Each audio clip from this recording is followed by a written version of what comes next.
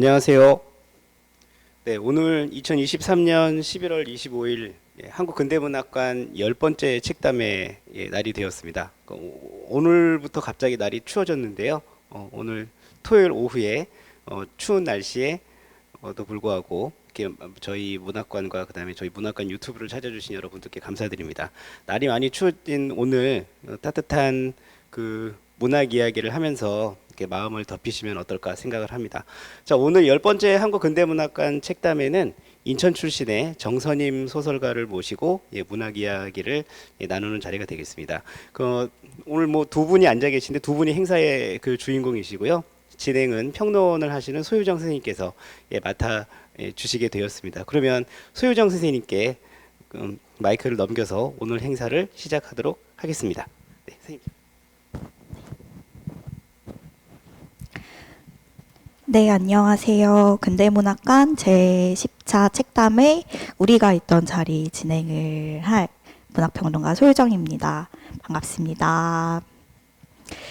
네, 오늘은 고양이는 사라지지 않는다라고 하는 제 소설집을 출간을 하셨던 네. 1년 전에 출간이 된 책이고요. 이제 이 책을 쓰신 정선임 작가님 모시고 같이 이야기를 해보려고 하는데요. 일단 인사부터 나눌까요? 안녕하세요, 작가님. 네, 안녕하세요. 네, 저는 소설 쓰고 있고요. 정선임이라고 합니다. 네, 네. 만나서 반갑습니다. 반갑습니다. 네, 저희가 본격적으로 책에 대한 이야기를 나누기 전에 우선 작가님께서 먼저 짧은 소개말 같이 들려주실 이야기가 있다고 들었어요. 그래서 네. 먼저 들어보고 또 책에 대해서 본격적으로 이야기를 나누도록 하겠습니다. 네. 네. 네, 오늘 날씨가 많이 추운데 저도 오랜만에 되게 고향인 인천에 와서 되게 변한 풍경들도 눈에 담고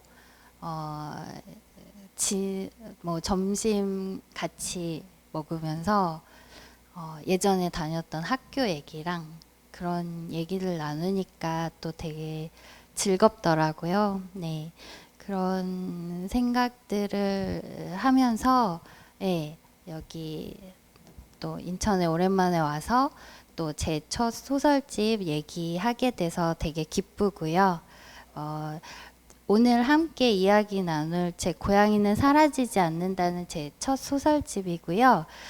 초판 1세 발행 날짜가 보니까 2022년 11월 24일이더라고요. 그래서 태어난 지 딱 1년이 됐고 그래서 어제가 생일이었습니다. 네. 그런데 이렇게 제가 배다리 근처에서 태어났는데 고향인 인천에서 그곳과 가까운 곳에 있는 요 한국근대문학관 제가 살 땐 이런 좋은 건물이 없었어요. 이런 문학관이 없었어요. 이곳에서 이렇게 첫 책에 대해서 함께 이야기할 수 있는 자리를 마련해 주셔서 감사드리고요. 또 되게 기뻤는데 어떤 이야기를 해야 할지는 좀 막막하기도 했어요. 그래서 책담의 제목을 정해달라고 전화가 왔을 때 어떤 제목을 지을까 생각을 많이 했는데요. 우리가 있던 자리로 제목을 정했습니다. 그래서 그 제목을 정한 이유 그리고 떠올랐던 생각들을 얘기하면서 책담을 시작해 볼까 합니다. 인천은 고향이라고 얘기했지만 사실은 조금 떠나고 싶기도 했고 한때는 돌아오고 싶지 않은 곳이기도 했습니다. 제 소설집 맨 처음에 실린 소설 요카타와 또 두 번째 실린 무슨 말인지 알죠에는 소래포구와 동인천 또 인천의 바다가 담겨 있습니다. 인천은 제가 이제 살았던 집도 사라지고 없지만 자꾸 뒤돌아보게 하는 곳이기도 했고요. 또 떠나고 싶었던 곳이라고는 했지만 소설로나마 복원해 보고 싶은 기억들이 많은 곳이기도 합니다. 그것들을 소설로 쓰는 과정에서 잘 모르는 게 너무 많다는 생각을 했었고요. 어쩌면 이제라도 잘 알고 싶어서 소설로 쓰고 있었구나 하고 깨달았던 것 같습니다. 그러다 소설을 쓰는 이유에 대해서도 좀 생각을 하게 됐는데요. 제가 아마 소설을 쓰는 이유는 사랑했던 사람들을 복원하고 싶고 다시 그 안에서 살게 하고 싶다는 마음, 또 우리가 우리로 존재하던 순간을 되살리고 또 기억하는 소설을 쓰고 싶어 했다는 것을 이 첫 소설집 8편의 단편을 다 묻고 나서 좀 깨닫게 됐습니다. 오늘 이런 이야기들을 나누면 좋겠다는 생각에 우리가 있던 자리라는 제목을 지었고요. 바람이 있다면 우리가 있던 자리에 온기가 남아서 언젠가 이 시간을 한 번쯤 뒤돌아보고 떠올릴 수 있다면 좋을 것 같습니다. 아까 저를 소개해 주신 오늘 책담의 진행자 소유정 평론가님은 데뷔 후에 좀 청탁이 없어서 막막하던 시절에 제 소설 발견해 주셨고 또 이 첫 소설집에 아름다운 해설도 써주셨어요. 그리고 세계의 바늘이라는 아주 아름다운 에세이집도 쓰신 저자이기도 하시고요. 네, 그래서 이번에도 또 오늘도 잘 부탁드립니다. 네. 네, 감사합니다. 너무 아름다운 소개말을 해주셨는데요. 저도 작가님이랑 되게 오랜만에 네, 뵙는 네. 것 같아요. 그렇죠. 저희가 네. 뭐 이전에 네. 특별히 친분이 있는 네, 건 네, 아니었고 네. 일로 한번 네, 뵀었고 또 봄에 이렇게 뭐 그런 시상식 자리에서 네, 한번 네. 뵙고 네. 또 봬요 하고 나서 이게 날씨가 맞아요. 추워진 후에야 네, 네. 또 이렇게 한번 네. 뵙게 됐는데요. 네. 그래도 네. 다시 만나서 너무 네. 반가운 마음입니다. 네. 또 다음에 언제 또 좋은 자리에서 뵈어요. 맞아요. 그런 말로 항상 마무리 네. 했는데 진짜 좋은 자리에서 뵙게 네. 된 것 같습니다. 네. 안부를 여쭙지 못하는 동안에 네. 어떻게 네. 지내오셨는지, 요즘은 네. 어떤 일상을 지내고 계시는지를 먼저 좀 여쭤보고 싶은데요. 네. 어떠셨어요? 한동안은 투고가 없어서 되게 막막했는데 투고만 하면서 보냈는데 마감이 없어서 막막한 그런 시간을 보냈다가 이제 봄에 좋은 일이 있고 나서는 이제 마감에 허덕이다가 여름이 끝나갈 무렵에 발목을 좀 다쳤어요. 그래서 이제 통깁스나 그런 건 안 하지만 아직은 재활을 하고 있는데 걷는 게 이런 기분이었구나를 새삼 느끼고 인체란 참 신기하구나 그런 생각을 하면서 다친 김에 미뤄뒀던 마감들을 이제 또 허겁지겁 네. 예, 단편들을 쓰고 있습니다. 네. 오히려 약간 더 작업을 집중할 수 있는 시간이 네. 되었던 거네요, 그러면. 아니 다친 김에 좀 쉬었다가 이왕 좀 쉬었다가. 이제 막 쓰고 있습니다. 올해가 가기 전에 네. 좀 완성해야 될 것들이 있어서 지금 한참 막 불태우고 계신 그런 시기인가요? 네, 그렇죠. 네. 네. 네. 그리고 또 그렇게 불태워서 나올 작품들이 굉장히 기대가 되는데요. 말씀하신 것처럼 이 책이 나온 지 딱 1년이 되었어요. 네. 그리고 저도 이제 이 소설집의 해설을 쓰면서 여기 수록된 소설들을 정말 많이 살펴보고 하기는 했지만 이제 막상 해설을 쓸 땐 정말 많이 보지만은 이제 막상 책이 나오면은 한번 이렇게 슥 보고서는 잘 나왔구나 하고 안심이 되는 마음으로 그냥 이렇게 한 편 책장 한 편에 잘 세워두는 것 같아요. 근데 이제 요번에 제가 또 이 책담회 준비를 하면서 또 1년 만에 거진 1년 만에 다시 천천히 읽었는데 참 역시나 좋더라고요. 그리고 저도 이 책의 해설을 쓰게 되면서 또 작가님의 몰랐던 제가 읽었던 소설도 있지만 뭐 미발표작이나 아니면은 미처 따라하지 못했던 소설들을 또 발견할 수 있는 좋은 책이어서 이제 저도 이 책이 나오고 나서 주변의 지인들한테도 많이 소개를 하고 뭐 수업을 할 때도 저희 학생들한테도 많이 소개를 했었는데요. 작가님은 그러면 책이 나오고 나서 책과 관련되어서 또 다른 어떤 좋은 기억들이 책에 많이 덧붙여졌을지 네. 1년 이제 네. 첫 도를 맞이하게 되었으니까 네. 어떤 기억을 가지고 있는 책일지가 좀 궁금해서요. 네. 오늘도 참 추운데 추울 때 나왔어요.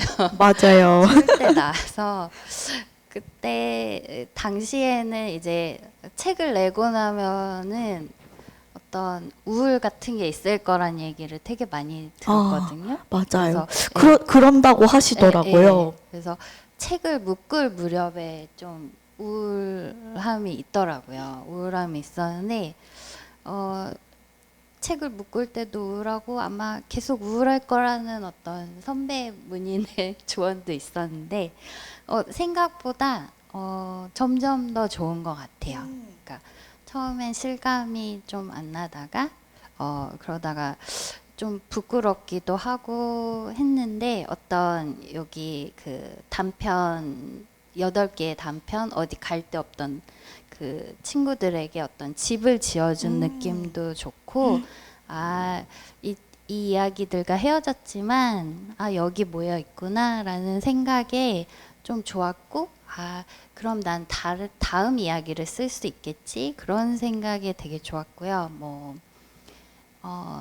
뜻하지 않게 뭔가 생각지도 못한 그런 뭐 상을 받거나 그런 소식들도 기뻤지만 이렇게 읽고 나서 좋았다고 따로 문자 주시거나 아니면 이렇게 쪽지를 적어서 주신다던가 어디선가 제가 모르는 곳에서 제 책을 언급해 주신다던가 그런 것들을 듣게 되면 되게 기쁘고 제 이야기가 계속해서 어딘가로 가고 있구나 그런 생각에 되게 계속해서 기쁨을 주고 있어요. 네.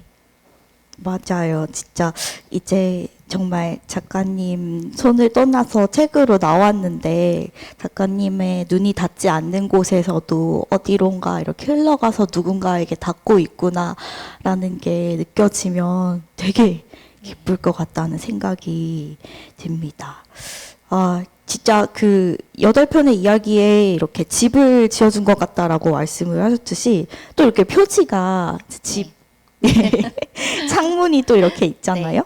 그래서 왠지 이렇게 책이 딱 나오고 보니까 이 살짝 거쳐진 이 커튼 틈새로 어떤 이야기들이 있을까 하고 좀 들여다보게 되는 그런 소설들이 이제 수록되어 있는 것 같아요.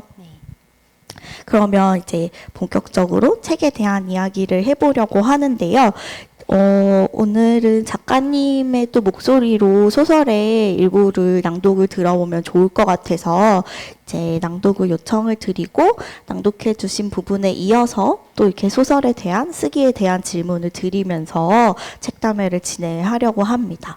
그러면 먼저 이제 낭독해 주실 부분은 어떤 부분이죠? 네, 맨 처음에 실려 있는 요카타라는 소설에 거의 마지막 부분입니다. 네, 40페이지에서 42페이지까지인데 제가 읽겠습니다. 네.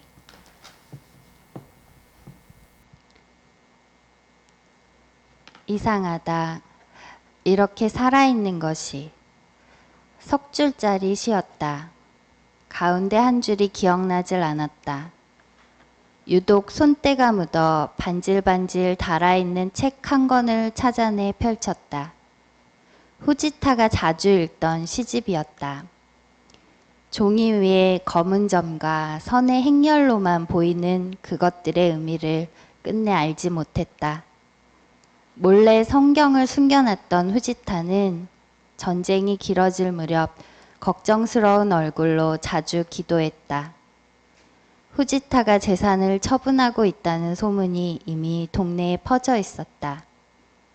그의 기도가 어떤 내용인지 모르면서 그를 따라 눈을 감았다. 그날은 조금이었고 낙지를 잡기에 좋은 물때였다. 서재를 엉망으로 만들어 놓고는 양동이를 들고 갯벌로 나갔다. 갯벌을 마구 헤집으며 바지락을 캤고 낙지나 개와 같이 살아있는 것들로 양동이를 가득 채웠다. 그러다 모두 쏟아버리고 꿈틀거리는 낙지와 도망가는 개들을 지켜봤다. 이상했다. 살아서 자꾸만 움직이는 것이. 양동이를 던지고 갯벌에 털썩 주저앉아 기도하듯 눈을 감았다. 노을빛을 닮은 눈꺼풀 안을 들여다보면서 흑점의 뒤를 쫓았다. 그러다 눈을 떠보니 어느새 물이 들어오고 있었다. 서둘러 갯벌에서 걸어 나오다 뒤를 돌아보니 푹푹 빠지며 걸어왔던 발자국도 흉하게 파헤쳐진 자리와 들쑤셔진 자국도 사라져 있었다. 밀물이 밀려와 모든 것을 원래대로 되돌려 놓았다. 죽은 것들도 살아있는 것들도 바다는 휩쓸어 갔다. 서재에 있던 책들은 남김없이 내다 팔았고 그 후로는 뒤를 돌아보지 않고 살았다.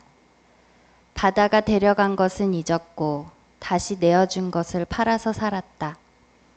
가끔 이름이 불릴 때마다 구멍에 숨어있다 잡혀나온 개들처럼 당황했다. 하지만 또다시 구멍 속으로 돌아갈 수 있었다. 아무도 나를 궁금해하지 않았으니까. 다행이었지. 요카타 요카타. 만조다. 물이 들어오고 있다. 보행로 위에서 관광객 하나가 새우깡 봉지를 뜯어 마구 뿌리자 갈매기떼가 몰려온다. 새우깡은 바닷물로 낙하하기 전에 갈매기 입 안으로 들어갈 것이다. 얇은 습자지 한 장 같은 오늘을 서둘러 뜯어내고 아침을 기다리고 싶다. 내일이면 오이 소박이는 좀 더 익어 맛있을 것이다. 해가 지기 전에, 푸르스름한 어둠이 찾아오기 전에, 다시 눈을 감고 그림자를 쫓기 전에 집으로 돌아가야 하는데 나는 지금 어디로 가야 하는지 모른다.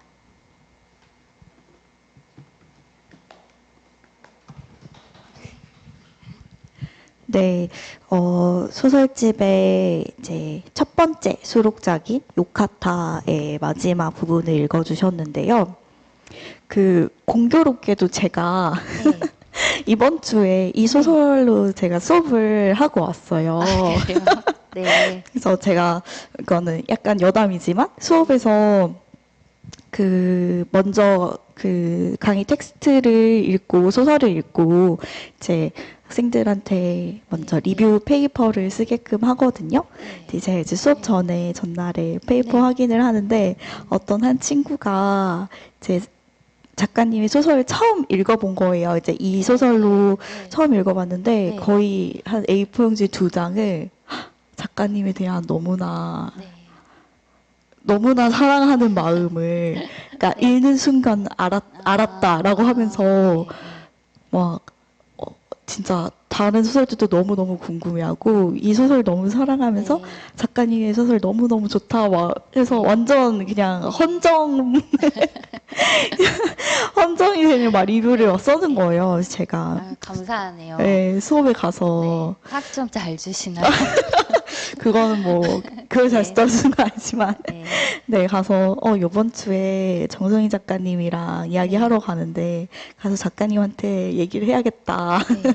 라고 했었거든요. 네. 그래서 제 처음 작가님의 이제 소설집을 읽는 독자분들도 가장 앞에 수록되어 있으니까 이 소설 먼저 접할 것 같고, 또 이제 이 소설이 젊은 작가상을 수상을 했기 때문에 네. 작가님을 요카타로 처음 만나시는 독자분들이 많을 것 같아요. 그래서 저도 참 정말 좋아하는 소설인데, 읽어주신 부분에서 이게 마지막 부분으로 참 어떤 찡한 그런 면이 있긴 하지만, 연화라는 이 한 사람에 대해서 좀 생각하게 만드는 그런 부분이 네. 아니었던가 싶습니다. 네. 그래서 이야기하는 이 살아있다라는 감각이 사실은 연화에게 있어서는 평생 동안 낯선 감각이 아니었던가 싶어요. 왜냐면은 지금까지 자기 자신으로 살아온 게 아니라 이제 죽은 언니의 이름으로 살아왔고, 언니의 나이로 살아왔고, 네. 그렇기 때문에 정작 내가 나로서 살아있다라는 감각은 굉장히 좀 낯선 것이 아닐까 싶었는데요. 이제 이 장면에서도 연아가 그 남편인 후지타와 아이가 아마도 죽었을 것으로 추정되는 네.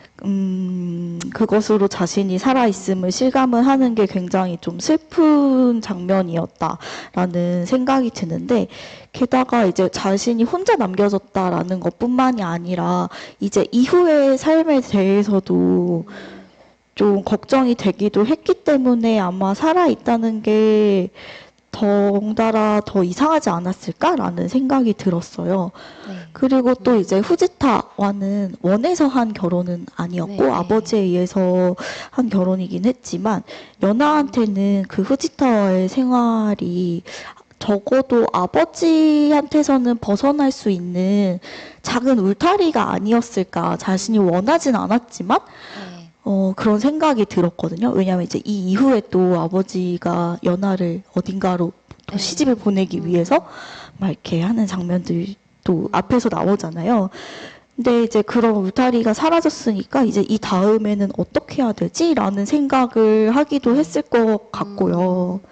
그러고 보면은 이 이상하다라는 감정이 네. 연하에게 있어서는 그냥 뭔가 단순히 이상하다가 아니라 되게 복잡다단한 감정일 것 같다라는 생각이 네. 들었는데요.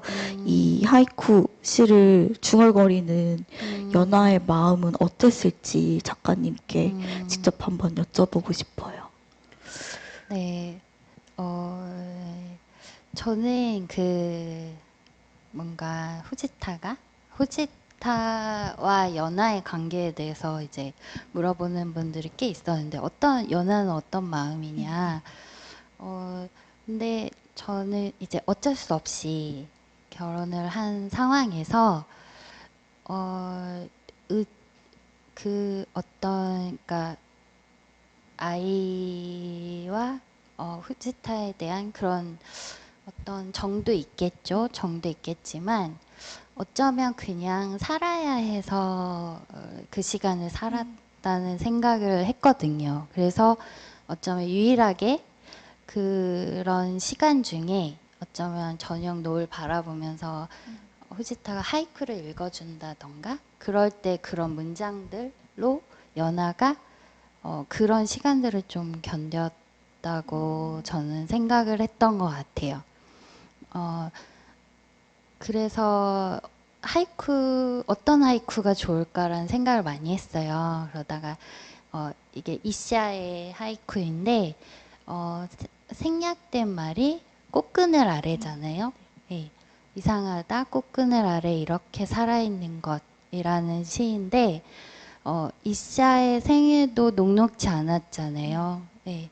아내를 잃고 아이를 여러 명 잃고 여러 가지를 겪은 다음에도 이 시인은 그런 뭐 벚꽃 아래서 이상하다 이렇게 살아있는 것이라고 이렇게 말할 수 있는 시를 얘기할 수 있는 마음은 뭘까라고 생각을 했고 연하도 그렇게 그냥 어쩌면 후지타가 읊어주던 그 19절을 떠올리면서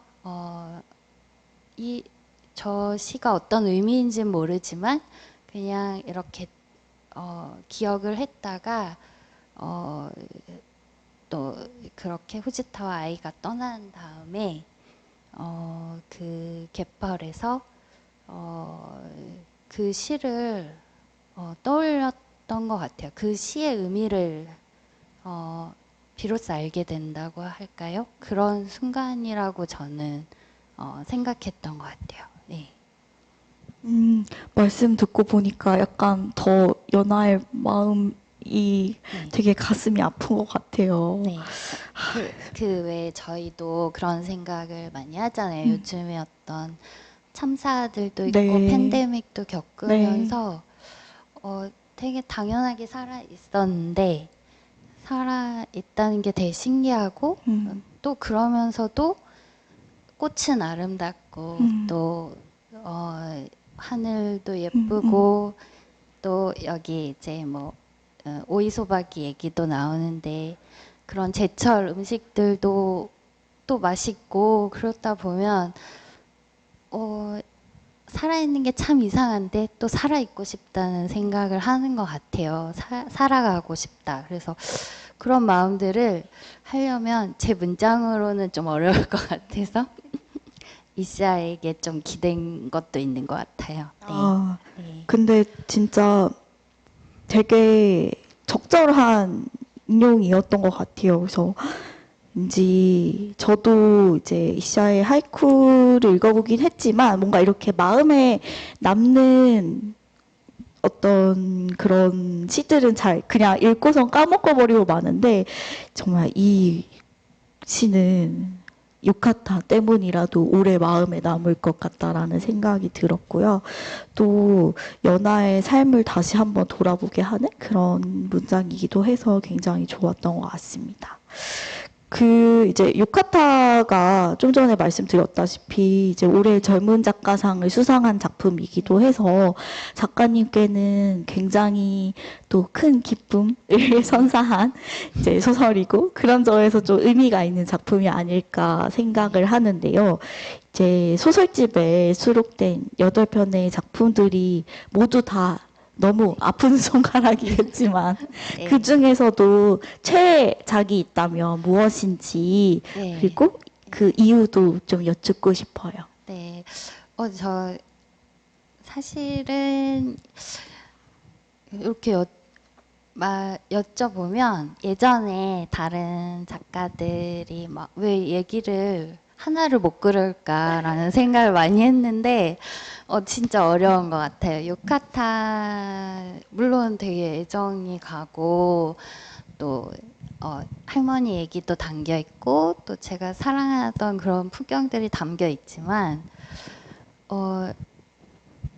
사랑을 많이 받았잖아요. 다른 분들에게. 네. 그래서 그리고 데뷔작도 어떤 데뷔작의 역할을 했고 그리고 또 거의 투고로 다 발표를 했어요. 네. 거의 발표한 소설은 다 투고로 발표를 했고 미발표작이 3편 있는데 아무래도 미발표작들에게 마음이 가는 거예요. 그래서 근데 또 미발표작도 얼음이 떨어지는 밤 같은 경우는 편집자 선생님들이 되게 좋아해 주셨고 무슨 말인지 알죠 같은 경우는 저희 같이 스터디하는 자수정 그 문우들이 있는데 그 문우들이 제일 좋아해 줬거든요. 근데 구부린 마음이라는 소설은 잘 항상 좀 마음이 쓰여요. 그때 그 귓속말 쓰고 나서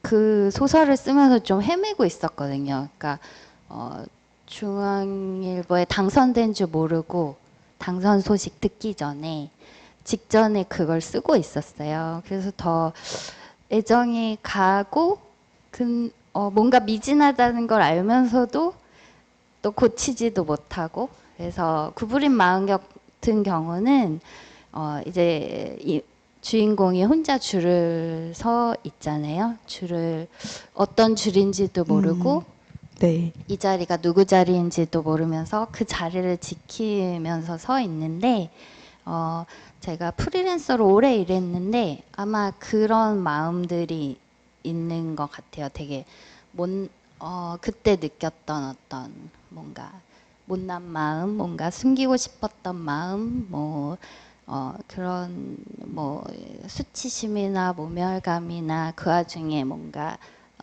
당당하지 못했던 그런 마음들이 담긴 소설이어서 더 좀 애정이 가는 것 같아요. 네.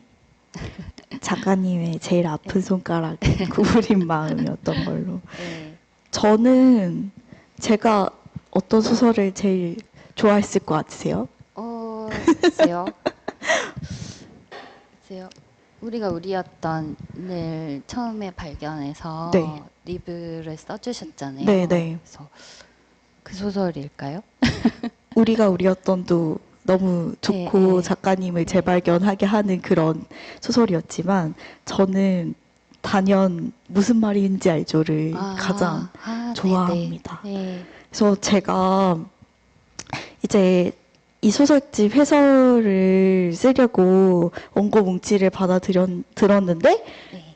이제 처음부터 어떤 걸 써야 될지 일단은 텍스트를 다 읽어봐야 되니까 이 소설이 또 미발표작이잖아요. 그래서 딱 처음에 읽었는데 저는 이 소설을 제가 해설을 쓰면서 정말 많이 여러 번 읽었을 텐데 읽을 때마다 울었어요. 그래서 정말 많은 눈물을 쏟게 했던 작품이기 때문에 네. 기억에 남고요. 네.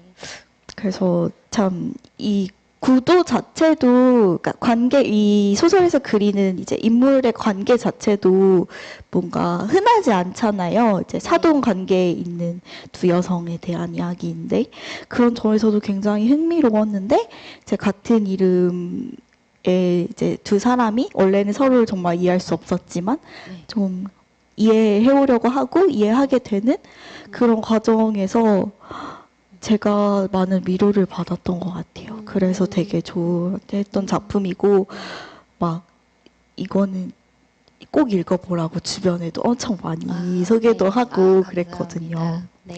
그래서 저의 최애작은 어, 무슨 말인지 알죠? 예, 입니다. 행복한데요. 사실 이 소설 쓰면서 되게 행복했거든요. 정말요? 네.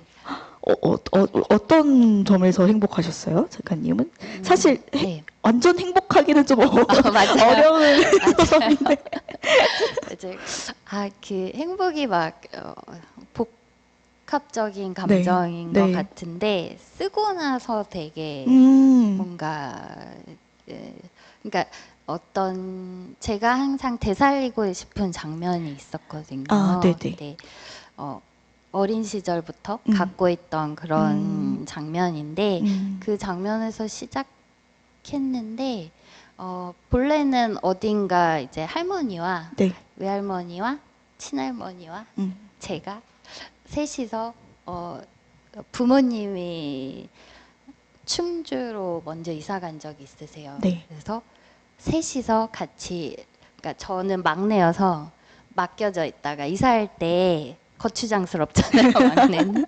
그래서 어릴 때 같이 뭔가 버스를 타고 셋이서 같이 간 기억이 있어요. 근데 그게 기억인지 할머니가 말해줘서 제가 기억하는 건지 모르겠더라고요. 근데 그냥 그 셋이 있는 풍경을 그리고 싶었는데 네.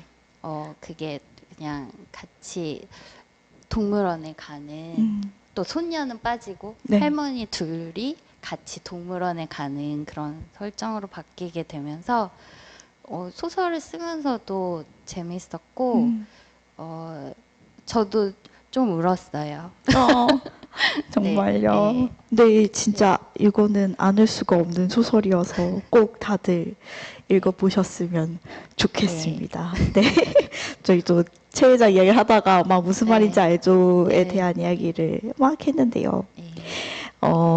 제가 이제 이 책의 해설에서 이제 쓴 첫 문장이 그거예요. 정선임의 소설은 상실의 자리로부터 시작된다라고 이야기를 했는데, 상실을 경험을 하면서 이제 자기 자신이 상실을 이미 이 인물이 겪었으니까 온전히 그 이전과 같을 수가 없잖아요. 그래서 나의 어떤 한 부분이 떨어져 나간 그런 인물들이 그렇다고 해서 그 슬픔을 피하려고 하질 않고 슬픔을 온전히 마주 보는 것으로 네.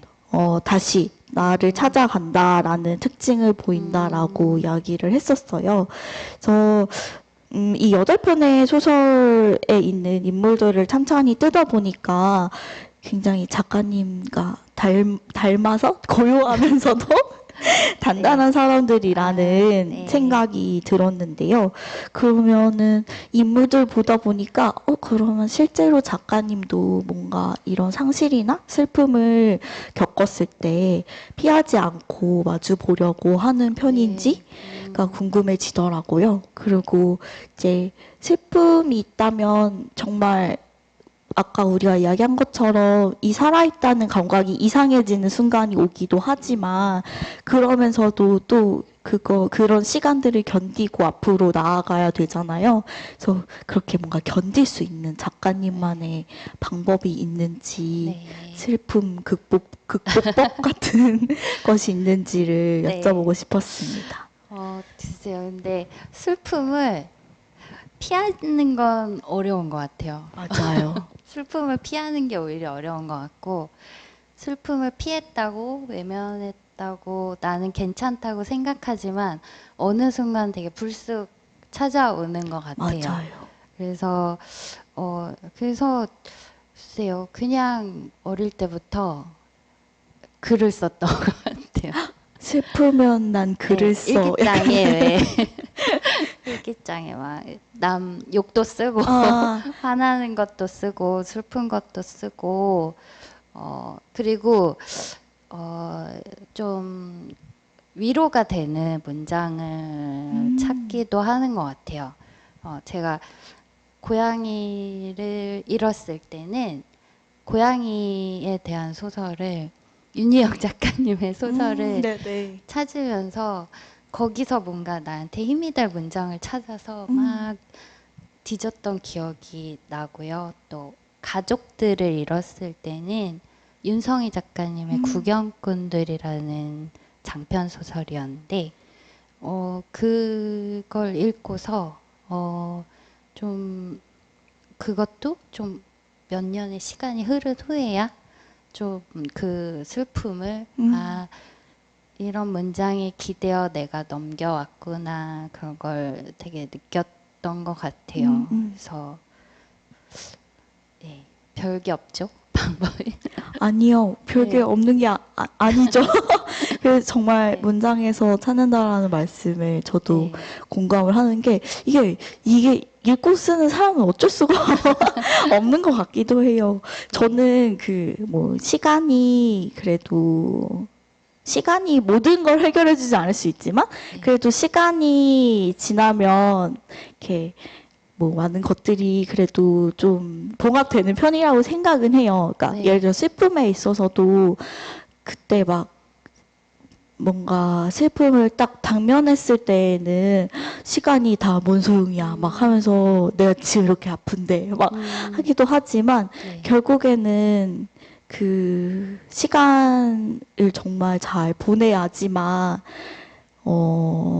나중에도 뭔가 불쑥 찾아오는 슬픔에 많이 흔들리지 않고 잘 네. 견딜 수 있는 것 같거든요. 그럼 저도 그때 그런 시간들을 어떻게 견뎠나를 돌아보면은 진짜 많이 일부러 더 이렇게 그런 작가님 말씀하신 것처럼 내가 당면한 상실과 비슷한 네. 어떤 그런 작품들을 찾아 읽고 네. 그 안에서 위로가 되는 문장들을 저도 많이 주워서 담았던 것 같아요. 네. 일부러 손으로 써보기도 하고 하면서 네.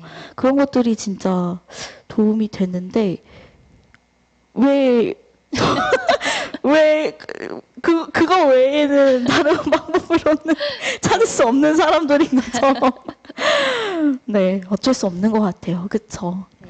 그러면서 또 견뎌서 쓰기도 하고 네. 그런 것 같습니다. 네. 그러면은 뭔가 작가님은 감정 기복 자체가 그렇게 크진 않은 편이세요?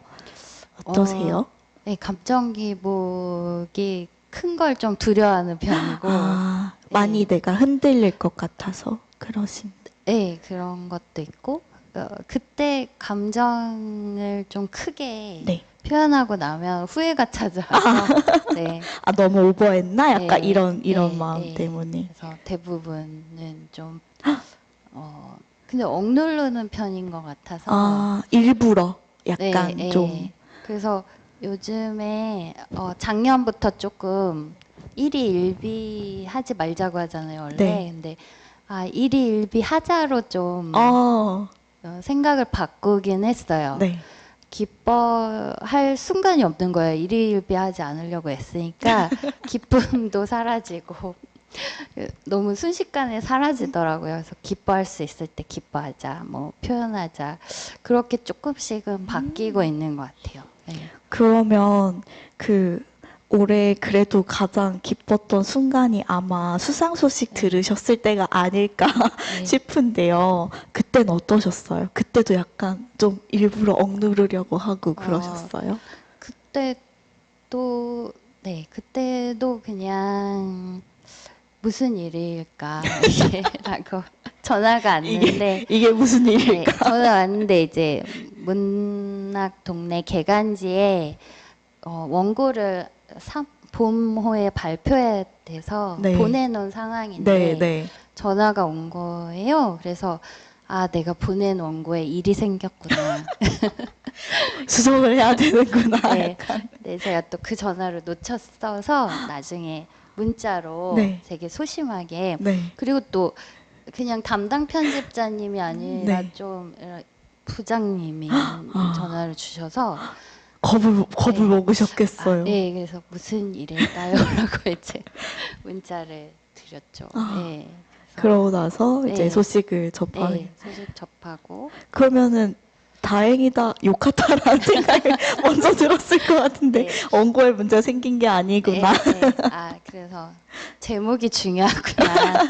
예, 새삼 느꼈습니다. 네, 정말 그러네요. 예, 네. 일일비 중요한 것 같아요. 그래서 정말 하루에 네, 기쁨 하나씩은 작가님께 꼭 찾아오도록 바라겠습니다. 그러면 또 다음 낭독을 들어보고서 이제 이야기를 하려고 하는데요. 이제 두 번째로 읽어주실 소설은 어떤 소설이죠? 네, 예. 우리가 우리였던 이라는 소설이고요. 어, 그 데뷔하고 나서 2년 만에 발표했던 예, 소설입니다. 예. 여기를 먼저 읽을까요? 그러면 네. 111페이지부터 112페이지까지입니다. 예. 은재는 뜬금없이 오후 2시에서 4시 사이에 거실에 드는 햇빛에 대해 이야기하기 시작했다. 여름이든 겨울이든 치자가 즐겨 앉아 있던 자리가 온도도 습도도 바람도 모든 것이 가장 적당한 명당이라며 웃었다. 제일 작은 방 창문을 열어두면 바람이 세서 에어컨을 틀지 않아도 될 정도로 시원하다는 정보도 일러줬다. 그런데 그 바람 때문에 갑자기 문이 닫힐 수 있으니 주의해야 한다고 당부하며 잊지 말고 의자나 받침대를 문 앞에 개어놓으라고 했다.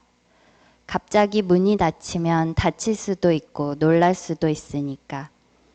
치자가 방 안에 하루 종일 갇혀 있었던 적이 있는데 지금까지도 너무 미안하다고 알면서도 자꾸만 있게 됐다고 주정처럼 반복해서 중얼거렸다. 천변도 산책하기엔 좋지만 철공소들이 모여있어 무언가를 만들어내는 소리가 끊임없이 들려오는 아파트 뒤편의 골목을 고모가 얼마나 좋아했는지 상세하게 설명했다.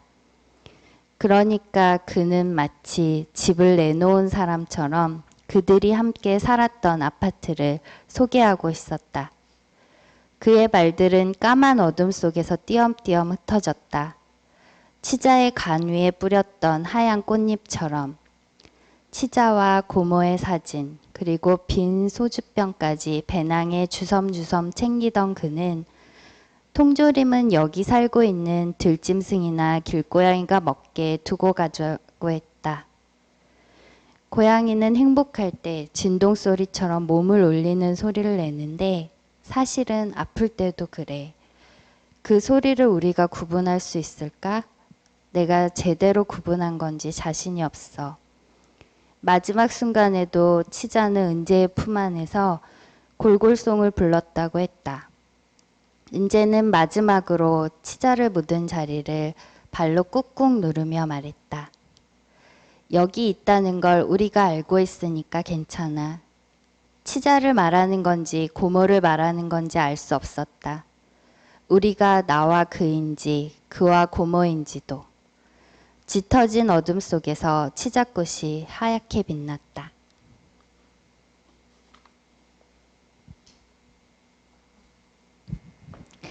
네, 우리가 우리였던 이라는 소설의 일부를 읽어주셨는데요. 이 소설은 어쩌면 이제 오늘 우리 책담의 타이틀과도 가장 잘 어울리는 작품이 아닐까 싶어요. 우리가 있던 자리라는 타이틀과 좀 잘 어울린다는 생각을 했는데, 어떤 특정한 관계로 규정이 되는 것이 아니라 그저 우리라는 공동체가 유효할 수 있다라는 것을 보여준 소설이었는데요. 이 우리라는 이 명명에 대해서 작가님께 한번 여쭤보고 싶었던 게, 우리는 아주 작을 수도 있고 정말 작가님과 저 이렇게 둘 우리라고 할 수도 있고, 아니면 굉장히 많은 사람들을 담을 수도 있잖아요. 그래서 이 우리에 대해서 작가님은 뭐라고 정의를 하시나요? 이게 딱 정의하기 어려워서 소설을 썼던 것 같아요. 아, 네, 우리라는 말이 되게 따뜻할 수도 있는데 누군가한테는 되게 차가운 말일 수도 있을 것 같고, 또 쉽게 우리가 우리라고 하지만 누군가에게는 그 우리가 너무 답답한 우리를 가두는 우리일 수도 있을 것 같고요. 우리가 소속감을 느끼고 싶어 하지만 어떤 그 단체 안에서 아니면 국가 안에서 또 사회 안에서 개개인의 다양성이나 생각들이 또 무시될 때가 있잖아요. 존중받지 못하고. 그래서 그런 것들이 그냥 되게 여러 가지 질문을 또 떠올리게 했고, 근데 또 우리가 어떤 거대한 슬픔 앞에서 나의 것이 아닌데도 나의 슬픔이 아닌데도 같이 울고 또 같이 슬퍼하는 그런 순간들이 있잖아요. 같이 트라우마를 겪고 내가 겪은 게 아닌데 그런 순간이 진정한 또 우리가 아닐까? 그런 생각도 했고요. 그래서 아마 그냥 우리가 뭔지 궁금해하고 그 잠깐의 순간을 좀 담고 싶어서 소설로 쓰는 것 같아요. 그래서 요즘에 사실 우리가 어디까지 공유할 수 있을까? 그런 질문들을 계속 하고 있거든요. 그래서 근데 아직 답을 찾는 중입니다.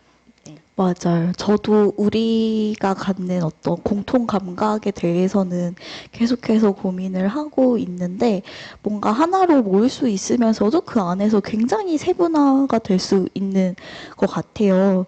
근데 이제 이 소설에서도 그 고모와 은재 그리고 고양이 하는 어떤 우리가 있었고, 그 안에서 이 나라고 하는 이 인물이 수아가 사실은 그 우리 안에 있을 때 굉장히 편안함을 느끼기도 하고 그 안에 있고 싶은 마음도 있기는 했지만, 왠지 외부의 어떤 시선이나 그 공동체가 정상성이라고 하는 것과는 약간 거리가 있는 것처럼 보이는 것이기 때문에 좀 도망치는 듯한 느낌이 없지 않아 있기도 하잖아요.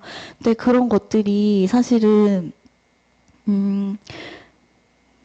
뭔가 나에게도 어떤 그런 두려운 마음 같은 게 없었을까? 같은 것을 막 돌아보게 하기도 하면서 저도 이 소설을 통해서 우리라는 작고도 큰 공동체에 대해서 생각을 해보게 했던 소설이어서 굉장히 재밌게 읽었던 것 같습니다. 그리고 작가님께서 아까 앞서서 그 등단 이후에 이제 2년 만에 발표한 소설이라고 하셨듯이 이제 저도 굉장히 오랜만에 작가님의 소설을 읽게 된 거였는데 너무 좋아서 되게 많은 독자분들께 소개를 하고 싶기도 했던 그런 소설이었어요. 감사합니다. 예, 이제 이 소설은 그 수아의 고모에 대한 이야기잖아요. 근데 이제 이모가 아니라 고모라는 사실도 되게 흥미로운 지점인 것 같아요. 저는 제가 또 고모이기 때문에 고모가 등장하는 소설들이 굉장히 마음이 가거든요.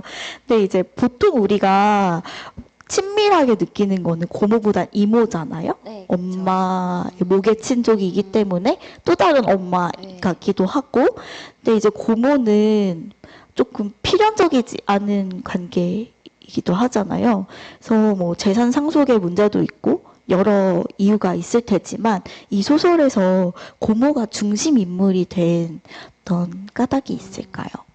네, 저도 고모여서 아, 그렇게 막 생각하진 않았거든요. 사실 소설을 처음 쓸 때는 그렇게 생각하진 않았어요. 그냥 내가 고모니까 고모와 또 조카를 생각했던 것 같아요. 근데 이 질문을 받고 또 생각해 봤는데 아마 이모였으면 좀 이야기가 이렇게 흐르기 좀 어려웠을 수도 있지 않을까? 지금 고모와 아버지 그 남매의 관계와 자매의 관계는 또 다를 수 있잖아요. 그래서 그 고모로 한 게 잘한 것 같다는 생각을 하기도 했고요. 그리고 사실은 또 개인적인 고민에서 시작했다가 그냥 되게 단순하게 조카가 이제 하나밖에 없고 제가 이제 혼자니까 만약에 나중에 뭔가 뭐 장례를 치를 일이 생길 때를 생각하면 조카에게 무언가 물려주고 부탁해야겠다 그런 아주 단순한 생각에서 소설을 시작하다가 외롭지 않을 권리라는 책을 읽게 돼서 거기서 어떤 생활 동반자법에 대해서 좀 알게 됐어요. 그래서 약간은 고민을 했어요. 고모와 은재가 어쨌든 이성 관계인데 오히려 동성일 때 더 어쩌면 이야기는 더 생활 동반자법 취지에도 그렇고 있겠지만 왜냐하면 이성관계는 혼인신고라는 제도를 이용할 수 있잖아요. 그래서 그런 고민을 했어요. 하지만 이성관계로 좀 더 혼인신고를 할 수 있지만 하지 않는 방법으로 어떤 저항을 한다고 생각했거든요. 하지 않는 행위로. 그래서 좀 다른 더 다양한 관계들이 많을 거야라는 생각에서 그렇게 했던 것 같고, 네. 이 소설도 그냥 항상 그런 것 같아요. 개인적인 이야기에서 요카타도 개인적인 이야기에서 시작했다가 결국은 이렇게 약간은 어떤 사회적인 이야기로 함께 갈 수 있는 이야기로 그런 질문으로 이야기가 이렇게 발전하는 게 그냥 쓸 때 어떤 신기함인 것 같아요. 신기함인 것 같기도 하고, 네, 네. 근데 질문은 고모를 중심인물로 삼은 이유였죠. 네. 어쨌든 제가 고모입니다. 네. 네. 저도 고모인 네. 입장에서 네. 굉장히 좀 주의 깊게 읽었던 소설인데, 네. 그 말씀해주신 것처럼 작가님이 이제 개인적인 것에서부터 시작을 하셨다고 하셨는데, 그 사실 소설이란 게 그런 것 같아요. 독자 입장에서도 나라는 개인의 독자에서 소설 읽음으로써 이제 나만이 아닌 또 다른 우리라는 공동체에 대해서 생각을 하게끔 하고, 이제 소설의 인물로도 이 인물이 나라는 한 사람의 화자로부터 시작을 하지만 그 밖에 소설 밖에 더 많은 우리들을 부르잖아요. 그러니까 작가님도 쓰시는 입장에서도 나라는 개인으로 시작을 하지만 또 이렇게 많은 우리들을 소설 안에서 부르게 되는 것 같습니다. 그래서 또 우리가 있던 자리라는 타이틀에 맞게 우리에 대한 이야기를 해보았는데요. 이 소설을 비롯해서 아까 이야기했던 무슨 말인지 알죠? 라고 하는 이 소설도 이제 가족을 그린 작품이라고 할 수가 있을 것 같아요. 그래서 그 이제 친할머니 그리고 외할머니 이제 그 사돈 관계에 있는 두 여성과 그리고 그들의 손녀딸을 중심으로 전개되는 구도가 굉장히 좀 신선하기도 하고 했던 소설이었는데, 그러고 보면은 작가님은 그 가족의 형태도 그렇고 그 안에 관계도 그렇고 되게 다양하게 좀 여러 각도에서 조명을 하고 계시다라는 생각이 들었거든요. 그래서 이 가족에 대한 소설을 쓰실 때 조금 고심하게 되는 그런 부분들이 있다면 어떤 것들이 있을까요? 이제 아무래도 저와 가까운 얘기를 쓰는 거니까 일단 거리를 두려고 노력을 하는 것 같아요. 그래서 너무 그러니까 어떤 제 얘기를 쓰는 거는 어쩌면 그냥 에세이잖아요. 근데 이거는 어떤 이야기로 만드는 어떤 창작으로 재창작하는 그런 과정들을 더 하려고 애쓰는 것 같고, 그리고 좀 가족들은 전형적으로 볼 때가 많잖아요. 근데 사실 그렇지 않거든요. 그래서 다양하게 꼭 뭔가 모정이 항상 숭고하고 희생만 하는 것도 아니고, 또 자식도 부모를 볼 때 항상 그 뭐 어떤 지고지순함들이 있는데 어쩔 수 없다 없이 또 그런 것들이 강요되는 것도 있고 실제로 있다는 것도 인정은 하지만 그렇지 않은 경우들을 좀 담고 싶고요. 특히 우리라고 묶이는 어떤 공동체 중에서 그런 혈연 가족을 되게 강조하는 경우가 되게 많이 있잖아요. 근데 정말 그 혈연이라는 거는 선택할 수도 없고 물을 수도 없는 그런 특수한 관계인데 그런 관계는 꼭 이래야 돼라고 강요라기보다 학습된다고 해야 될까요? 그래서 그렇지 않았을 때 어떤 죄책감을 느끼는 경우가 꽤 있는 것 같아요. 제 주변에도 많고. 그래서 좀 다양하게 그 가족이라는 것 어쩔 수 없다는 거 알지만 그 안에서도 좀 다양하게 좀 조명해 보려고 하고 있긴 해요. 예. 하지만 과장하지 않고, 과장하지 않고, 되도록 그런 생각을 많이 합니다. 아, 네. 그 무슨 말인지 알죠에서도 보통 그 친할머니 안나가 약간 정말 그런 그 규범적인 어떤 할머니는 이럴 거야라고 생각되는 그런 상과는 거리가 멀잖아요. 네. 또 시어머니는 막 이럴 거야. 막 엄청 시집살이도 시키고 막 잔소리도 할 거 그럴 걸 생각하지만 오히려 굉장히 무심하고 막 할머니라 그래서 무조건 손녀딸을 엄청나게 예뻐하거나 뭐든 다 해주고 싶어 하거나 이런 모습을 보이진 않잖아요. 그거를 이제 외할머니가 볼 때 아니 뭐 저래 하면서 약간 신기해하기도 하고 네, 그런 좀 다른 모습이 되게 재미있었던 것 같아요.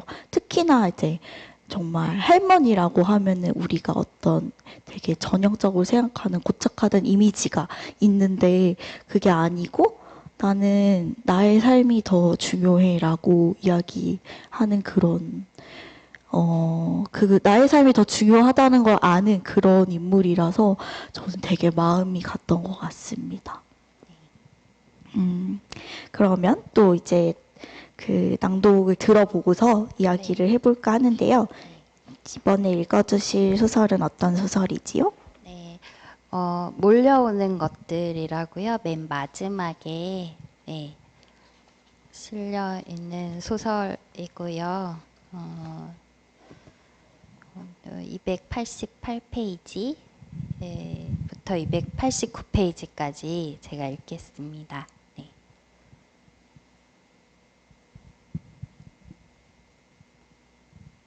네. 잠시만요.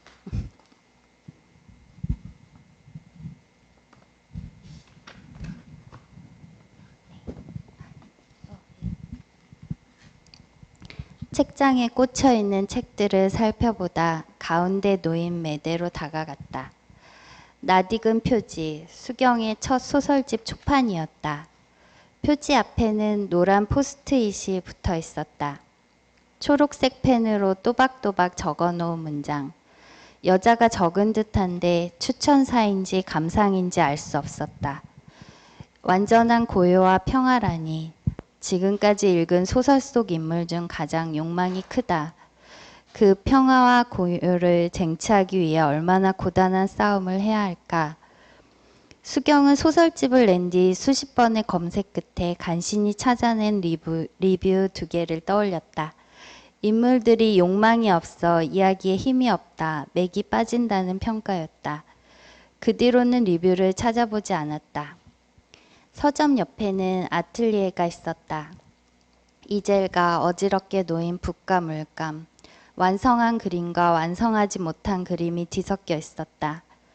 영원히 팔리지 않을 책들이 있는 서점과 영원히 완성되지 않을 그림들이 있는 아틀리에 앞에서 수경은 불가능한 세계를 바라보는 자신의 소설 속 인물들을 떠올렸다. 여자의 말대로 인물들은 완전한 고요와 평화를 원했다. 다만 싸우지 않고 얻길 바랐다. 그들은 자신을 빼닮았다. 수경은 그런 생각을 하고 있었다. 그런 생각이나 하고 있구나. 자조하듯 중얼거렸다. 그만 발을 빼야 한다. 너무 많이 와버렸다. 이곳에선 깜빡하는 사이에 바로 발밑까지 물이 차오를지도 모른다. 이제 발길을 돌려야 했다. 그때 아래쪽 길에서 웅성거리는 소리가 들렸다. 수경은 위로 올라가는 길을 바라봤다. 그리고 손에 들고 있는 자신의 소설집을 바라봤다. 수경은 결심한 듯 돌아서서 아래로 내려갔다. 아래로, 더 아래로, 소리가 들리는 쪽으로. 비릿한 냄새로 물과 가까워졌음을 알 수 있었다. 휴대전화 불빛을 비춰도 수면과 지면의 경계가 구분되지 않을 만큼 어두웠다. 이끼가 덮여있는 바위는 미끄러웠다. 물가 쪽에서 환한 불빛이 보였다. 수경은 발끝에 힘을 주어 한 발 한 발 다가갔다.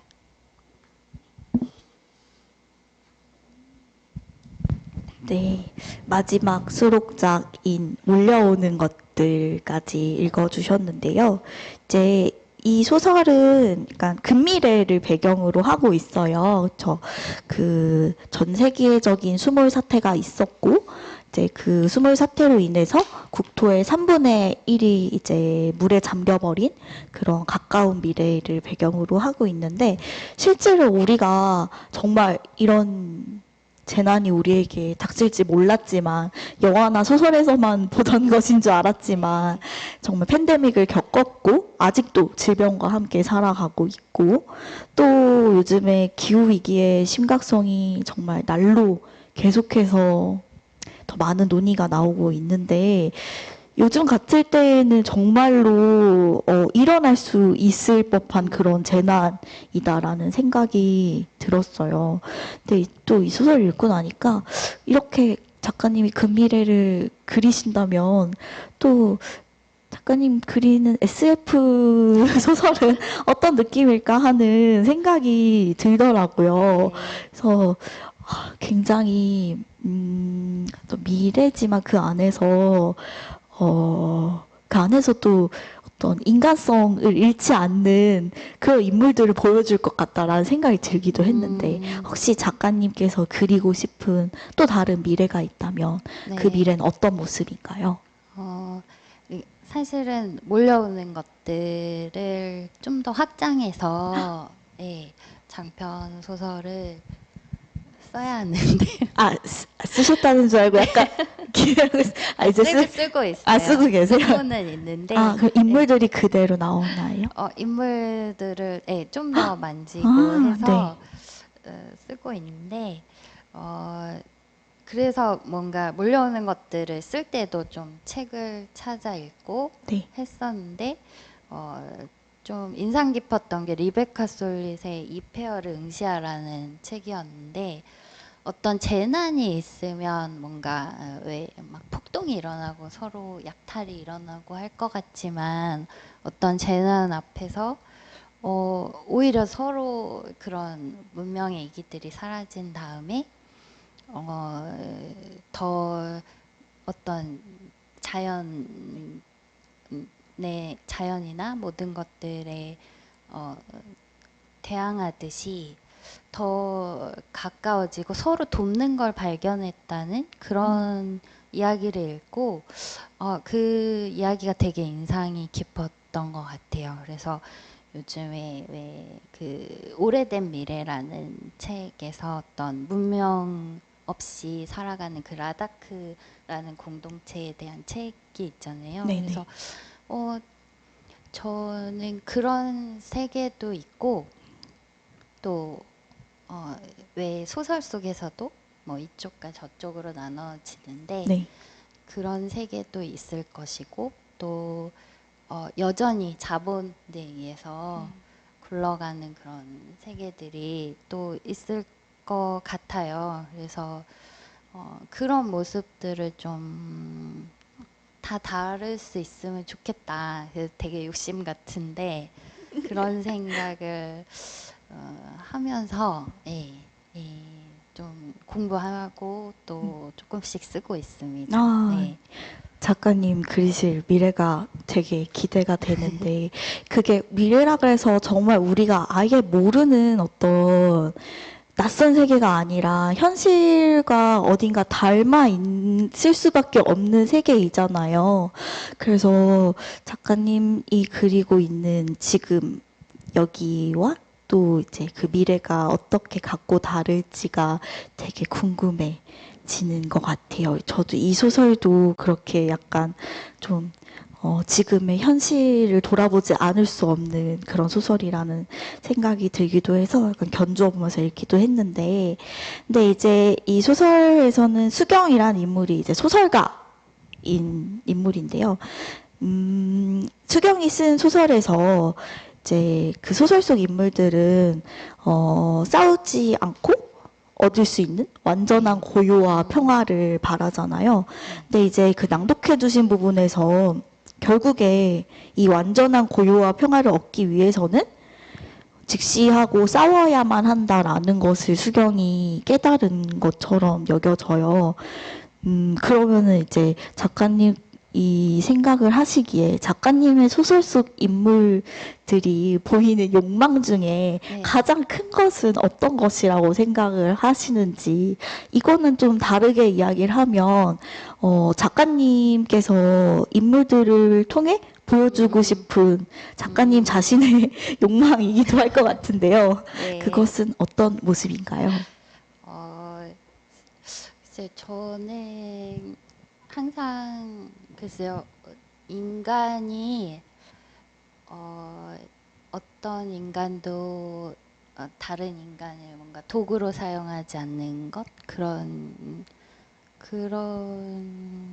거인 것 같다는 생각이 들어요. 그래서 그런 기분들이 인간이 아니고 어떤 목적을 위한 어떤 도구로 사용될 때 뭔가 무력감도 느끼고 훼손되는 기분을 느끼는 것 같아서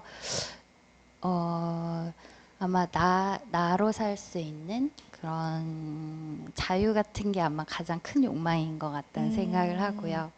그리고 이제 소설 속에 고요와 평화에 대해서 얘기했는데 이제 싸움을 하지 않는 사람이거든요. 저도 그러니까 웬만하면 안 싸우고, 네, 되게 조용히 손절하고 그런 성격인데, 근데 좀 요즘은 그게 좀 비겁하다는 생각을 많이 해요. 그래서 행동을 잘 못하고 생각만 하는 게 아닌가 그런 생각을 하고.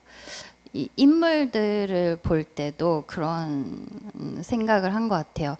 너무 그냥 우리가 기억하고 애도하는 것도 되게 중요한데 그런 걸로 어떤 책임을 회피하고 있지는 않나 그런 생각도 들어서 그냥 수경을 쓸 때 이쪽에서 저쪽으로 가는 사람이라고 생각했거든요. 네. 그래서 이쪽에서 저쪽으로 가는 이야기 그냥 한 발 한 발 다가가는 이야기라고 그런 인물이라고 생각하고 그 소설을 썼었는데 아마 그렇게 저도 좀 옮겨가 보고 싶었던 어떤 내재된 욕망이 투영된 인물인 것 같아요. 네.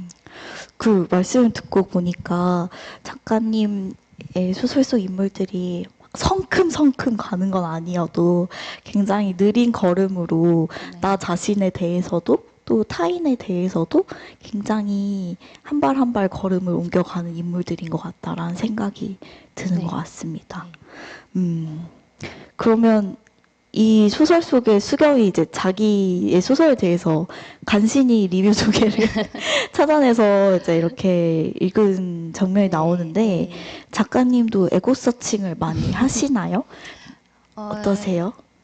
저 책이 처음에 나왔을 때는 네. 이제 그 포인트 아, 지수라고 하나요? 네네. 세일즈 포인트 말씀하시는 거죠? 그걸 확인하려고 많이 들락날락했고, 근데 이게 부질없다 어느 순간 느껴서 찾아보지 않다가 이제 조금씩 리뷰들이 네.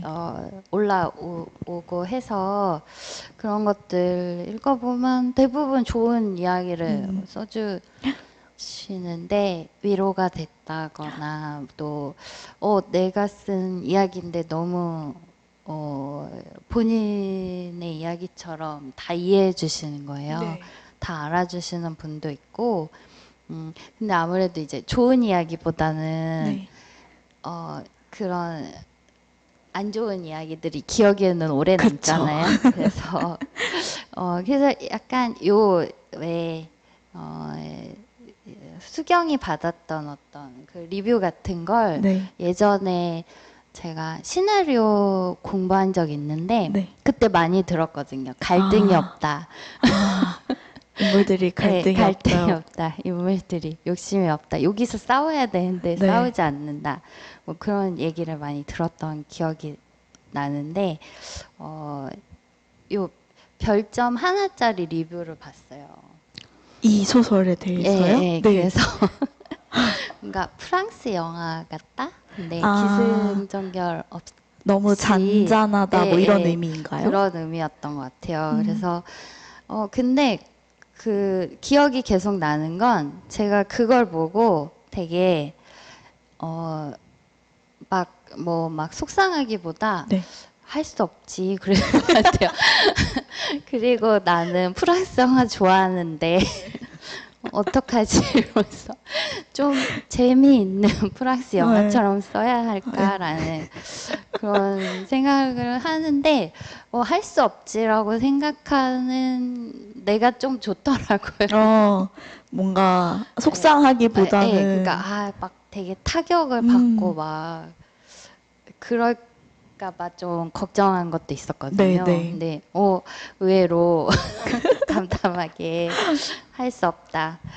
그리고 어떤 장점으로 느끼시는 부분과 네. 단점으로 느끼는 부분이 다르지 않거든요. 맞아요, 그래서, 맞아요. 같더라고요. 그래서 그냥 계속 그렇게 쓸 것 네. 같아요. 죄송해요. 그런 생각을 했어요. 네. 네. 그래도 그걸 좋아해 주시는 분들이 되게 이 작가님의 조용한 목소리들이 담겨 있는 소설을 좋아해 주시는 분들이 더 많고, 저도 그 중에 한 사람이기 때문에 네. 할 수 없죠. 계속 그렇게 써주시면 될 것 같습니다. 네. 다양한 이야기들은 네. 또 다양한 작가님들이 또 있으시니까요. 맞아요. 그리고 프랑스 영화는 한 장면이 막 30분 동안 나오기도 하는데, 그건 아니잖아요. 네. 그렇게도 한번 써보고 싶어요. 근데 너무 좋을 네. 것 같아요. 저 네. 한번 그렇게 진짜 한번 써보세요라고 네. 말씀을 드리고 싶었는데, 네. 되게 공간의 이동 없이 정말 한 프레임만 쭉 이야기하는 것도 작가님의 목소리로, 작가님의 문체로 그렇게 가면은 그것도 그렇게 지루하지 않은 소설일 것 같다는 생각이 들거든요. 기대하겠습니다. 네, 그럼 믿고 한번 써보겠습니다. 네. 그리고 또 이제 아까 먼저 북토크에 앞서서 해주셨던 소갯말에서 그 소설을 쓰는 이유가 사랑했던 사람을 복원하고 싶고 다시 그 안에서 살게 하고 싶다라는 마음에서 비롯되었다라고 이야기를 해주셨어요. 그래서 아직은 쓰지 않았지만 작가님 안에 뭐 이야기 주머니들이 굉장히 네. 많이 있을 거잖아요. 그래서 언젠가는 꼭 쓰고 싶은, 이렇게 소설로 보관하고 싶은 이야기가 있다면 네. 어떤 이야기인지 살짝 들려주실 수 있을까요? 예. 오늘도 좀 여기 인천에 오랜만에 와서 좀 느낀 것들인데 인천 배경으로 한 어떤 고등학교 때 이야기들을 좀 장편으로 또 써보고 싶은 생각들이 있고요. 그리고 최근에 그런 생각들 하면서 확장도시 인천이라고 마티북스에서 나온 책이 있는데 절판됐어요. 그래서 구해서 읽어봤는데 재밌더라고요. 그러니까 같은 시대를 살았던 분들이 어떻게 인천을 떠났고 또 인천에 아직 머무르고 있고 뭐 그런 이야기들과 함께 예전에 있었던 어떤 장소들이 계속 언급되고 그런 것들이 또 어떻게 이 주택가는 아파트나 빌라촌으로 변했나 뭐 그런 이야기들이 담겨 있어요. 그래서 그런 이야기들이 되게 매력이 있어서 그런 이야기도 해보고 싶고, 그리고 이제 제가 요즘은 신도림 쪽에 살고 있는데 그쪽에 어떤 구로 공구 상가가 네네. 있어요. 근데 그 공간을 배경으로 한 그러니까 거기에도 어떤 뭐 개발도 이루어지고 해서 또 사라지는 장소들이 있거든요. 그래서 그런 장소들, 어떤 특정 인물이 아니어도 그런 장소들을 좀 복원해보는 그런 그 장소를 복원해서 또 그 안에 인물들이 살게 하는 그런 소설들을 좀 쓰고 싶어요. 너무 재밌을 것 같아요.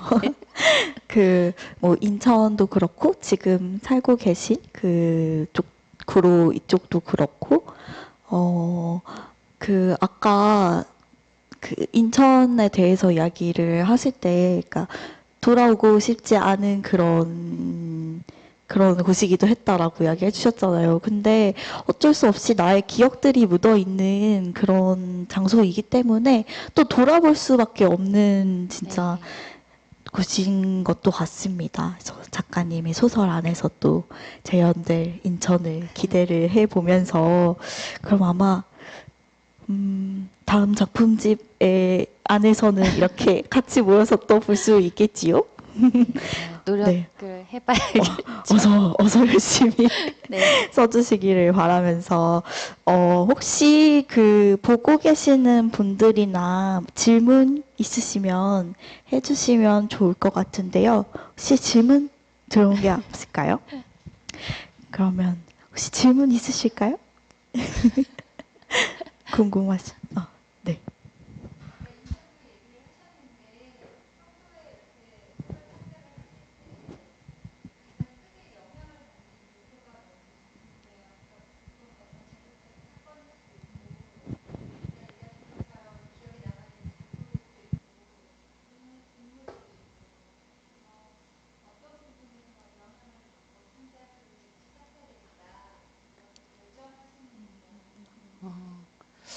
저는 약간은 이미지인 것 같아요. 근데 어, 이미지인데 이렇게 사진 한 컷 같은 그런 장면이 떠오르면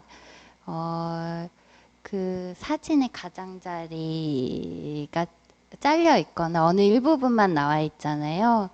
그 프레임 바깥의 이야기가 궁금해지는 것 같아요. 그 장면에서 그렇게 해서 질문들이 계속 이어지면서 이야기들이 만들어지는 것 같아요. 그래서 어떤 그러니까 공간도 그렇고 예, 제가 겪었던 일도 그렇지만 책을 읽다가 뭐 또 여행을 가서 새로운 것을 경험했을 때 또 갑자기 또 기억나기도 하고 이것들을 한번 재현해 보고 싶다 그런 생각도 드는 것 같아요. 네.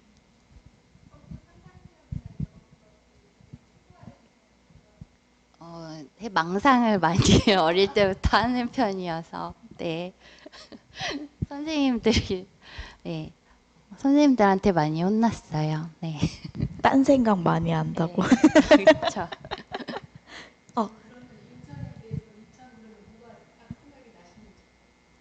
인천 그러면 아무래도 저는 바다가 그러니까 저는 바다가 색깔이 계속 동해 바다랑 남해 가기 전에는 바다 색깔이 계속 그런 송도 해수욕장이나 그런 색깔인 줄 알았어요. 인천 특유의 그 색깔이 있잖아요. 바다 또 갯벌 있고 그래서 아무래도 갯, 갯벌 같은 것들 뭐 그런 것들이 많이 또 생각이 나요. 이제 제가 막 바다와 가까운 곳은 아니었지만 고등학교 때도 괜히 월미도 가고 송도 가고 했었어서 그냥 그 짭짜름한 내음들 있잖아요. 그래서 폭우의 냄새 같은 게 있어서 어, 막 그냥 어떤 휴양지가 있는 바다보다 어떤 폭우가 있는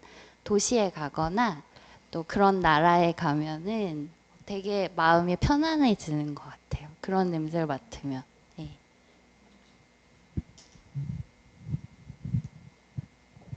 저는 얘기를 듣다가 약간 궁금해졌는데, 그렇게 약간 망상을 많이 하신다고 했잖아요, 작가님. 그러면은, 이렇게 뭐 떠오르는 이미지들이 있으면 메모를 해놓고, 그 다음에 나중에 다시 이렇게 들춰보고 소설로 옮기는 그런 식이세요? 메모 같은 거는 꼼꼼히 잘 이렇게 많이 하시나요? 메모를 꼼꼼히 하고 싶은데 네.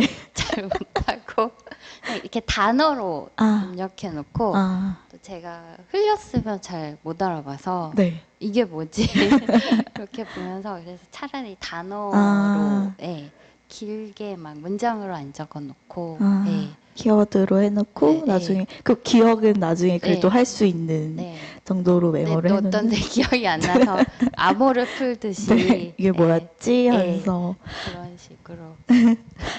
그럼 평소에 작업하실 때는 약간 매일 뭐 직장인처럼 네, 정말 루틴을 정해놓고 네. 작업을 하시는 편이에요? 아니면 네, 네, 딱 이렇게 생각을 오래 하다가 네. 뭔가 지금이야 하고서는 화를 쏟아내듯이 쓰시는 편이세요? 네, 제가 꿈이 그렇게 매일 루틴을 갖는 건데 그냥 아무래도 좀 생각을 좀 많이 하고 책상에 오래 앉아 있다고 해서 많이 쓰는 건 아니고 네. 책상에 앉아 있을 때도 주로 생각을 많이 하고 네, 나중에 와르르 네, 와르르 많이 쓸 수 있을 때 많이 쓰는 것 같아요. 네. 저도 공감이 갑니다. 네, 뭔가 앉아 있으면 나올 것 같아서 일단 앉아는 있는데요. 되게 안 나오잖아요. 그래서 네, 그래서 앉아서 계속 생각만 하다가 쓰는 시간은 사실 얼마 안 돼서 되게 비효율적인 것 같고 허리만 아프고 네. 그렇긴 한데. 근데 앉아 있어야 또 떠오르니까. 맞아요. 네. 또 누워 있으면 또 잘 안 네, 떠오르잖아요. 누워 있으면 또 할 게 많죠. 맞아요. 또 누워서 할 게 많으니까 네. 그런 것 같습니다. 그러면 또 작가님 혹시 오늘 이야기 되지는 않았지만 소설에 네. 대해서, 소설집에 대해서 네. 덧붙이고 싶은 이야기나 뭐 이런 게 있으실까요? 글쎄요, 제가 아직 이렇게 얘기하는 자리가 좀 아직은 낯설고 신인 작가이고 해서 이런 자리에 갈 때마다 어떤 이야기를 해야 할지 잘 좀 모르겠을 때가 있어요. 그래서 오늘도 좀 두서없이 얘기를 했는데 그냥 저도 예전에 북토크 좋아하는 작가님 북토크 많이 가고 했었는데 그냥 어떤 한 문장이나 한 단어라든가 그냥 질문 하나 같은 것들이 남았으면 좋겠다는 생각을 하고요. 제 소설집을 읽고 나서도 그렇게 그냥 한 문장 정도 만약에 아주 마음이 안 좋을 때 기댈 수 있는 문장이라던가 그런 게 하나만 남았으면 좋겠다. 8편의 이야기가 있지만 그 중에 한 줄이라도 그렇게 누군가한테 남아서 가끔씩 그렇게 기댔으면 좋겠다는 생각을 합니다. 너무 좋은 말씀인 것 같아요. 네, 아마 이 소설집 읽으신 분들은 하나만이 아니라 굉장히 여러 단어나 문장들을 마음에 많이 담고 계실 것 같다는 생각을 합니다. 오늘 정선님 작가님과 함께 이야기를 해보았는데요. 저희가 사실 글로만 서로 주고받은 셈이잖아요. 저는 작가님의 소설을 읽고 해설을 쓰고 리뷰를 쓰고 작가님은 이제 저라는 사람을 또 잘 모르신 상태에서 또 작가님 소설에 대한 어떤 해설이나 리뷰를 받아보신 그래서 글로만 주고받은 상태였는데 이렇게 또 만나서 이야기를 나누니까 글로 못다한 이야기 나누니까 확실히 또 다른 느낌이기도 한 것 같아요. 어떠셨어요, 네. 작가님 오늘? 저도 되게 좀 이런 자리가 한번 그 해설 소설집을 내고 그때 해설을 받았을 때 어떻게 읽으셨을까 하면서 되게 두근두근 하면서 읽었던 기억이 나거든요. 그 해설들. 그래서 좀 더 얘기해 보고 싶었어요. 사실. 근데 우리가 그럴 기회가 사실 없잖아요. 근데 이렇게 좋은 자리가 마련돼서 마침 이렇게 모실 수 있어서 저는 되게 좋았고 뭔가 이제 1년 됐는데 생일 선물 같은 그런 기분이었습니다. 네. 감사합니다. 감사합니다. 저도 고양이는 사라지지 않는다의 첫 돌을 축하할 수 있어서 정말 기뻤고요. 작가님 좀 전에 이야기해 주셨던 것처럼 자리해주신 또 보고 계시는 분들 다 오늘 마음속에 이제 문장 하나, 단어 하나쯤은 이렇게 안고 돌아가실 수 있는 시간이었으면 좋겠다라는 마음입니다. 그러면은 오늘 정선희 작가님과 함께한 한국 근대의 문학관 책담회를 여기서 마무리해도 될까요, 작가님? 아쉽지 네. 않으세요? 네, 한국 근대 문학관 많이 찾아주셨으면 좋겠어요. 맞아요. 많이 네. 찾으셨으면 네. 좋겠고, 사실 저도 집에서 거리가 좀 있어서 처음 와보는데, 이렇게 인터넷으로 많이 보고, 지인분들한테 이야기를 많이 듣다가 처음 와보는데 되게 멋있는 공간인 네. 것 같아요. 사실 없었는데 저 때 없었어서 좀 되게 아쉬워요. 있었으면 자주 찾아서 전시도 보고 네. 지금 좋은 기획 전시도 열리고 있고 맞아요. 그래서 이 공간이 좀 많이 알려져서 올해가 10주년이라고 들었는데 많이 찾아오셨으면 좋겠어요. 이런 문화 공간들을 많이 이용해 맞아요. 주셔야 네, 또 이런 자리가 마련이 되고, 그죠. 그러니까. 네, 예산도 계속 네. 나올 수 있죠. 참 소중한 자리이며 공간인 것 같습니다. 네, 그러면 정선임 작가님과 함께한 고양이는 사라지지 않는다 책담회를 여기서 마무리해 보도록 하겠습니다. 오늘 봐주신 여러분들께 모두 감사드립니다. 작가님 네, 감사합니다. 감사합니다.